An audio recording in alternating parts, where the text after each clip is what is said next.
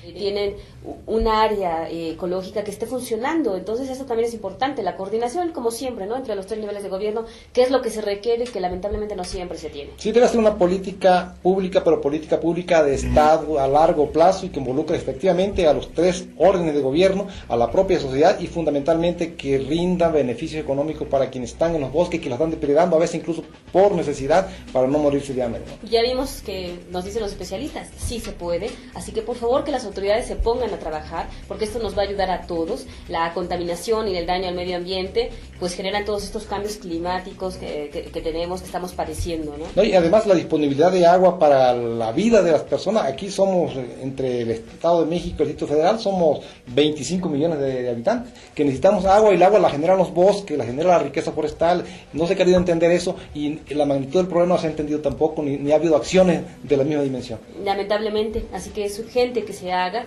Aquí en el Estado hay muchas oportunidades y ojalá pues que se lleve a cabo, ¿no? Por lo pronto vamos a otro corte y regresamos.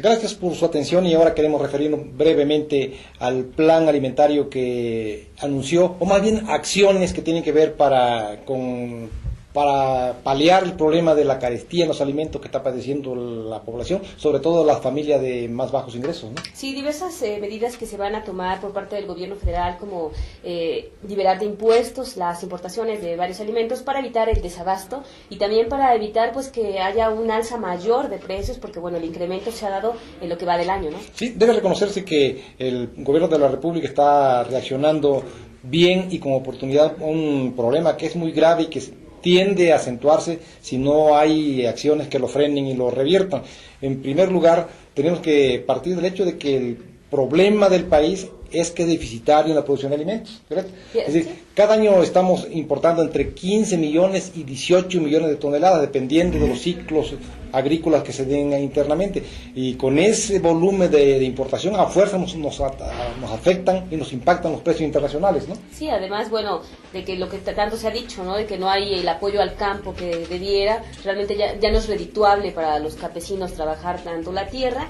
Y bueno, la crisis es internacional, no es algo que esté solamente aquí en nuestro país, así que pues se tienen que tomar medidas, porque de otra forma los más afectados, como siempre, va a ser la gente de menos recursos. Sí, este déficit pudiera ser mayor inclusive, ¿eh? Lo que pasa es que millones de personas están excluidas de una alimentación balanceada, de una alimentación sana, consecuentemente no tienen acceso al mercado de los alimentos, pero si todos los 100 millones de mexicanos, 105 millones de mexicanos se alimentaran como deben de hacerlo, todavía nos faltaría mucho más.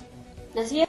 Críticas de que bueno, las medidas no son suficientes, también de que se podría afectar a productores mexicanos. Vamos a ver qué pasa. Lo importante también va a ser que le hagan caso ahora sí al presidente, que se mantengan los precios y no se incrementen, como él ya lo mencionó, de la tortilla, de la leche liconza. Pues ojalá, ¿no?, que se atienda a lo que él señala. Es una medida de coyuntura, desde luego que es urgente y es necesaria, pero el problema de fondo de todos modos subsiste, porque lo que tenemos que hacer es alentar la producción de alimentos en el país, es decir, dando mejores precios, apoyando a los campesinos, pero de verdad también apoyando a los que todo el recurso presupuestal que se destina al campo llegue a las manos de los productores y llegue oportunamente, que no se quede en la burocracia o que no llegue llegue a destiempo, como ocurre frecuentemente, ¿no? Sí, porque además esta crisis alimentaria se suma pues a la falta de recursos, a las crisis que está viviendo también Estados Unidos, que siempre nos pega. Claro, y además los insumos se han encarecido mucho, por eso suben los alimentos, pero además los insumos vienen generalmente de la petroquímica, que viene del petróleo, y los precios del petróleo no creo que bajen en poco tiempo, por lo tanto esta carestía va a seguir y necesita producir más México. Y necesita más apoyo del fertilizante a los campesinos también, ¿no? Sí, el otro aspecto que queríamos también brevemente comentar es el caso de los 25 años de radio mexiquense y casi 24 de televisión mexiquense, ¿no?, que hubo una ceremonia la semana pasada. Así es, ya, bueno, cumplir tanto tiempo pues no es fácil. En realidad, me parece que ha tenido mayor apertura, tanto radio como televisión mexiquense. lamentablemente pues también hay críticas de que se podría usar mejor, que podría apoyar más en ciertas cuestiones, no solamente de promover al gobierno del Estado.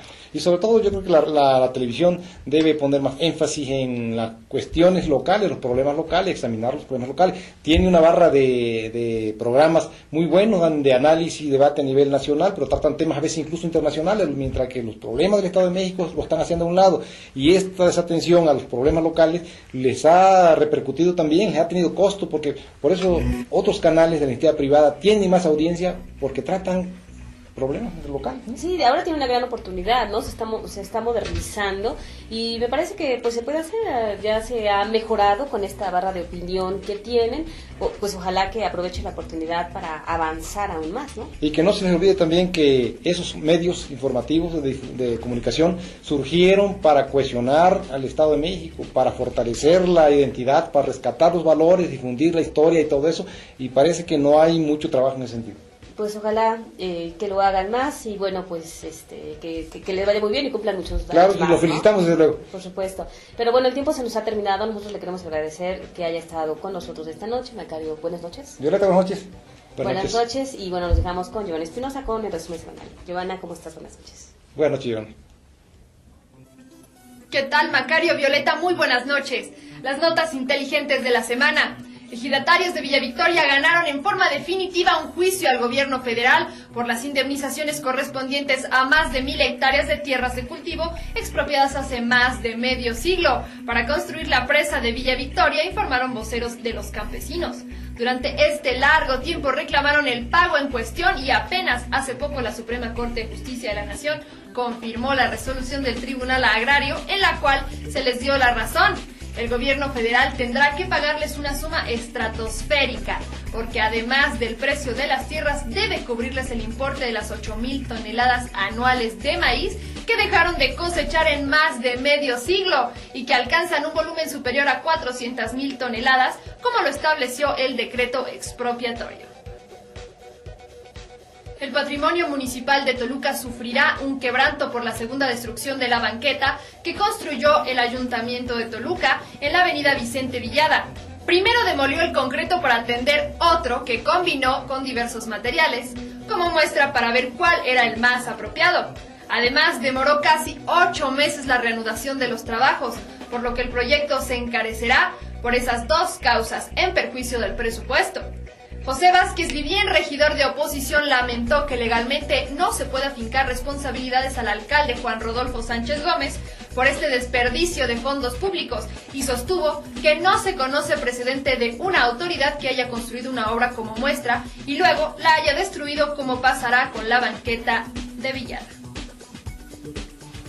Fernando Maldonado Hernández, secretario estatal de Transporte, descalificó a los dirigentes de la organización Transportistas Unidos Mexicanos, quienes lo acusaron de otorgar concesiones nada más a sus amigos. El funcionario sostuvo que muchos de sus acusadores ni siquiera son transportistas y que se escudan en la citada organización para buscar beneficios personales ajenos a los intereses de los verdaderos transportistas. La inseguridad pública perjudica también a los transportistas del oriente del estado. Los delincuentes asaltan a los choferes, a los pasajeros y también se roban los vehículos dedicados al servicio, denunció Braulio Huesca, representante de permisionarios de la región de Texcoco. Se quejó de la falta de seguridad pública y aseveró que una camioneta colectiva nueva tiene un precio de 150,000 pesos, cuando deja una utilidad de 300 pesos diarios, por lo que se necesitan muchos meses para recuperar la pérdida que ocasionan los malhechores. No fue el actual gobierno mexiquense el que concesionó a Carlos Hank Ron la autopista de cuota Lerma Tres Marías, aclaró el secretario de Comunicaciones Gerardo Ruiz Esparza. Reveló que fue el ahora exgobernador Arturo Montiel Rojas quien concedió esta concesión al hijo del exgobernador Carlos Hank González y que esa decisión se tomó hace 4 años. De la misma forma, aseguró que fue legal ese otorgamiento y que más bien sería ilegal cancelarla. Esa vía de comunicación tiene férrea oposición de parte de campesinos de los municipios que cruzará antes de penetrar al territorio de Morelos. Los verificentros no aceptan como documento confiable a la nueva licencia de conducir expedida por el gobierno estatal. a pesar de que cuando se comenzó a expedir, las autoridades garantizaron que para ese fin tendría la misma validez que la credencial de lector. No obstante, se les olvidó incluirla entre los documentos de identificación exigidos a los que acuden a verificar sus vehículos. No incluyó la nueva licencia de manejo entre los documentos oficiales de identificación, por lo que en esos establecimientos no le conceden validez. Si quiere usted hacer una gran construcción, solo hace falta poner la primera piedra. Qué gusto saludarle hoy lunes 2 de junio. Como cada semana le agradezco sus comentarios. Síganos escribiendo a jornal2030@gmail.com. Le invito a que se quede en su canal de cable. Hay noticias más adelante. Es un gusto saludarle. Que tenga usted una excelente noche. Soy Giovanna Espinosa. Muy buenas noches.